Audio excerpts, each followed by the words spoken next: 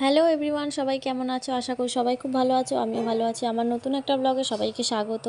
তো অনেক দিন পরে আমি ব্লগটা কন্টিনিউ করছি। আমি তোমাদেরকে ডেইলি শর্টস দিই, আর তোমরা অনেক আমাকে ভালোবাসা দিচ্ছ। তো হঠাৎ ভাবছো কেন আমি ব্লগটা আজকে থেকে আমি ব্লগটা করছি। যে দুষ্টু হাই করে দিল। এবার পাশে অনেক আওয়াজ, যেহেতু আমরা শিয়ালদা স্টেশন দাঁড়িয়েছি, তো আমরা গ্যাংটকের উদ্দেশ্যে বেরিয়েছি, ঘুরতে যাচ্ছি। তো ওই জন্য তনুদি বললো ব্লগটা কর, ভালো লাগবে। তো ওই জন্য আমি ব্লগটা স্টার্ট করলাম। তো তোমরা সবাই ভালো আছো? আর এই এখন ট্রেন আসেনি, আমরা দাঁড়িয়ে আছি। এমনি আমরা বাড়ি থেকে খাওয়া দাওয়া করে এসেছি, তারপরেও খাওয়া দাওয়া নিয়ে এসেছি। তো চলো কে কে যাচ্ছে দেখিয়ে দিই। এই যে দুষ্টু, আর ওইখানে হচ্ছে তনুদি, আর ওখানে হচ্ছে তোজো, ওরা কথা বলতে ব্যস্ত।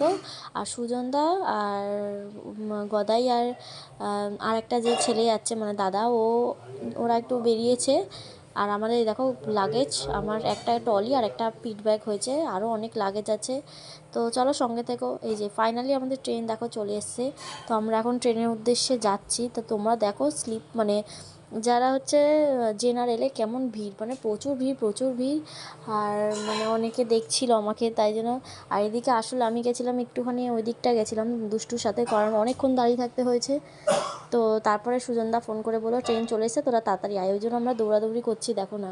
আর দুষ্টু বলছে আস্তে আস্তেই চলো। আমি না, ট্রেন ছেড়ে দিলে অসুবিধা আছে, কারণ ওখানে লাগেজগুলো রয়েছে। তো পরে দেখলাম ওরা লাগেজ নিয়ে বেরিয়ে গেছে। আর এই যে এখানে সবাই দেখো বাবা, জেনারেলি কত লাইন। দুষ্টু বলছে দেখো সব দাঁড়িয়ে দাঁড়িয়েই যাবে, মনে হয় বসার সিট পাবে কিনা সন্দেহ আছে। তারপরে এই যে ফাইনালি আমরা সিটে চলে এসেছি, আমাদের যে সিটটা আছে সেই সিটে আমরা চলে এসেছি। আর এই যে ইনি বসে আছে। তো বন্ধুরা দেখো, আমরা এখন সিটে চলে এসেছি। তো আমার আর ওর সিট ছিল, তো এখানে এই যে আমরা চেঞ্জ করে দুজনে চলে এসেছি এই সিটে। তো আমরা এখন লুডো খেলছি, যেহেতু আমরা ঘুমাবো না, ওদেরকে এক সাইডে দিয়ে দিয়েছি। তো চলো তোমাদের সাথে নেমে আবার কথা বলবো, কারণ অনেকটা রাত হয়ে গেছে, সবাই ঘুমাচ্ছে। আর ট্রেনে আপাতত কিছু দেখানোর নেই, আবার পরে আসছি, সঙ্গে থেকে।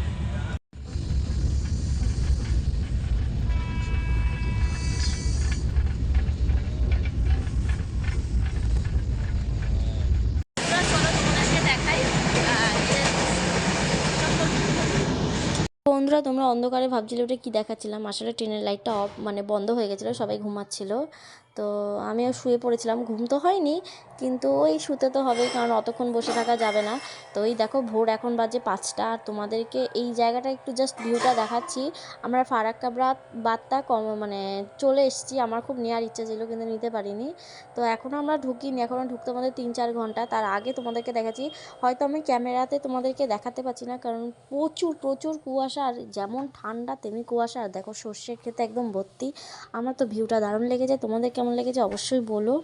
আর তোমাদের এই পার্টে আমি পুরোটা দিতে পারবো না, আমি ভেঙে ভেঙে তোমাদেরকে দেখাবো। আর এই দেখো, এটা হচ্ছে একটা নামটা আমি ঠিক বলতে পারছি না, তোমরা হয়তো দেখতে পাচ্ছ। তো কি একটা গিরি আছে একটা। তো তোমাদেরকে একটুখানি জুম করে দেখালাম। আর আমি অনেকটা রিক্সে দাঁড়িয়েছিলাম গেটের সামনে, কারণ বুঝতেই তো পারছো, ট্রেনে যখন তখন ব্রেক দিয়ে দিচ্ছে আর হয়ে যাচ্ছে।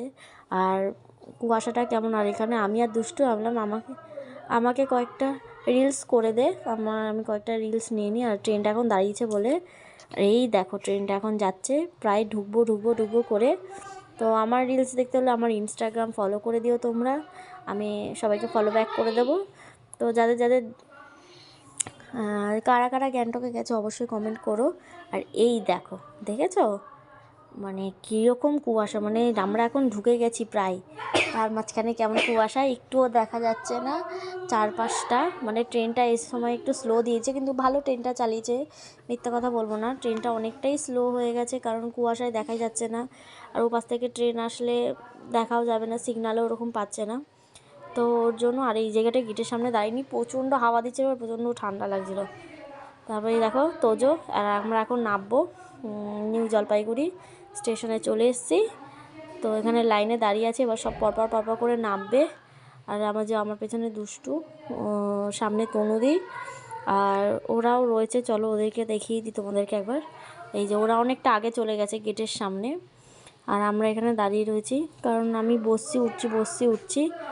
তো ফাইনালি জলপাইগুড়িতে নেমে গেছি।